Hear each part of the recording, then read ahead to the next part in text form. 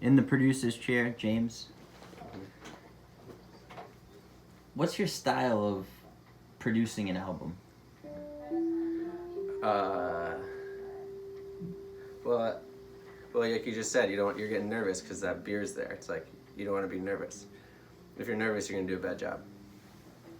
So, I guess that means like being in a place you're comfortable with, being with people you're comfortable with, using equipment you're comfortable with. Yeah. Which is why I like to use like simple stuff because I mean, like with Whip Appeal back in the day, we used to, or the Fuck Trots, like even, we would try to like use this shit that I didn't know how to use, and we'd spend half the time just trying to figure out how to use the equipment. Mm-hmm. Which I guess is why you want a producer, because you want someone who's like... So you've been using this equipment for this one for how long? Oh, like just like, not that long. We did like the last 3 tracks on Nevermind on this. Mm-hmm. Like, because we had like a bunch of shit, and then the tapes that you had were longer, so we needed some more material. Mm-hmm. So we did like, oh yeah, nice. So we did 3 tracks on this, and then we did the Glue Whatever Sticks on this. You normally record here, but for that one particular album, you went to New York. Yeah, we moved everything else. And it was a new situation, but we also spent like 3 days there, and like didn't start even talking about music until we were all like feeling good, chilling there. So there wasn't much planning, and did you have an idea of what that album would be like, or? Well, I assumed it was gonna be fucking great, you know, because like that's a great band, and like I don't know, I was like, I read this article about the Mountain Goats guy, I think it was, and he was talking about how his like original recordings, he wanted like to try to capture things like as soon as possible, like just as the song was starting to form, to try to capture that like moment of creation and like have it be as intimate as possible. And was saying that how later in his career he was like more interested in developing the songs before he recorded them, and like I relate to that, because like I mean, not necessarily that I mean, we do a lot of improv in the recordings, but it's less about like, it's less that I mean, part of it is like I want to capture the initial thought, but more so is that I just don't want to spend time worrying about the recording and like the production, and to like have that be as little of a wall as possible. I see. So the recording to you almost just want to have that session documented? Yeah, well, because otherwise you forget the songs. I mean, like, it's all sort of just happened the way it's happened. Like with American Whip Appeal, like Hannah lives in New Orleans a lot of the time, and so we had these times where we had to do these records. Like Nevermind, she was only in town for a week, and we hadn't written any new songs really. I mean, Buck Palace and I had been like jamming and like working on stuff, but you play something and then you forget it if you don't play it again. So we just started playing, and like, yeah, so we had limited time. Yeah. Have to remember the songs somehow, so you gotta record them. And then when you have limited time, you just use what you got. I got you. And when I mean, you and I played with my dad down here, like back in the day, he would record every session. Just let it roll. Yeah, but the problem with that was that he would play every week, and so he had like a shit ton of material and would just never go back and listen to it. So I see. I've been doing that too. Like, I've been trying to record most of my practices and jams, just because.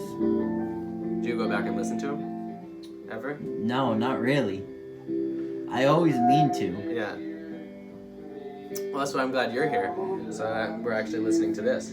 Yeah, this is.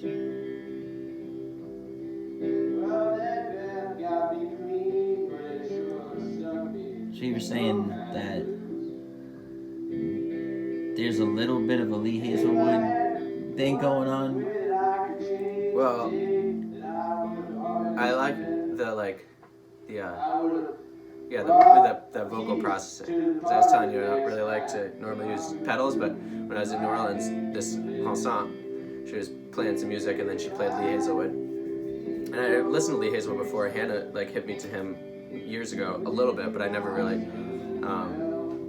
And he has this really cool thing where it's like country music. I mean, some of it's like straight country music, but some of it's like not really country music. And I'm really since we've been doing country music stuff, I'm really interested in shit that's country music but doesn't sound like country music. Yeah. You know, I always used to love hip hop that didn't sound like hip hop. I always called Whipapeel a hip hop band. Oh my man. There's an interview going on. Come on in there. You want to get in on this? Get in on in there. Good to see you, man. You look great, dude. You look tall. You grew up? Maybe it's just the new haircut. You look great. Oh, thanks, bro. Last chance. Little Fender Rhodes action. New tape. James and Lily. Loop and Low. Loop and Lil. Yeah. Alright. Yep. Sounds really good. Nice. Maybe I'll grab one of these brewskis. Yeah, grab a brewski. They're outside. You can reminisce about the old, a little Whipapeel reminiscing. No. Sort of. I think we've done enough. Cheers, fellas. Cheers. I think we've done enough. You're conducting an interview? Yeah. May I ask what for? Oh, you're getting amazing delay effect going. Yeah, slap echo. Are you doing that manually with tape? No. I got this this Oh, one of these guys. Yeah. These are the shit. Nice. Yeah. They're It works. inexpensive, but they're good. Yeah. I used work to have well. a trim that was called Hot Tuna. Oh yeah, Or dude. Tuna Melt. I think I have tuna Tuna melt. melt, I might yeah. have it. Oh. I also got this is called BLT. They're all sandwich Same that themed. team. Yeah. May I ask about the interview? The interview, I think this is probably maybe gonna ultimately end up in YouTube. It's Kids like you and me. Yeah, right on. He's just trying to create some content, you know. Yeah, because I was trying to tell him back in 2009. Oh, yeah. This is when you started to tell the story. This is when I thought of it. Can I record you? But back in 2009, there was that car company Scion. Mm-hmm. Uh-huh. Do you remember them? Yeah. They're still around, kind of. But they used to be I think maybe they probably used to have more commercials on TV or something. Yeah, well, they had this whole lifestyle marketing thing where they had Garage Fest. So they had Scion Garage Fest they'd throw these big festivals. I remember that. Is it in Boston? No, it wasn't in Boston, but they would do events over the country. Oh, Dude, very that cool. sounds far out. Good job. Dang it. That whole song we played that song for 15 minutes, but I guess it didn't get caught on the tape. Loop and Lil, I love it. There's another side to it. There's another side. That's hot stuff. How's that for? That's the 4-track that Yeah, I got from Luke. Luke. Yeah. Works. Seems to. Yeah, sounds great. Sounds really good. Anyway, you're saying about the Scion. The Scion Fest. So, yeah, what they ended up doing was they were partnering with Vice. Mm-hmm. You know Vice? Yeah. Familiar. And then this marketing agency. And the three of them would all get together and they would document the garage scene. They had interviews. So they would throw parties and they then would they throw would parties. just film people to try to up their brand. To up their brand. So we're trying to up the Kids Like You Me brand right now is what you're telling me. Oh, exactly. Except on a level that's not even that. Yeah. Like a homegrown On a whole level. new level. Because The next level. Right, because they were trying to sell you cars and sell you a lifestyle of buying cars. But we're just trying to sell you nothing. What about tapes? Sure. I'd like to sell your tapes, of course, but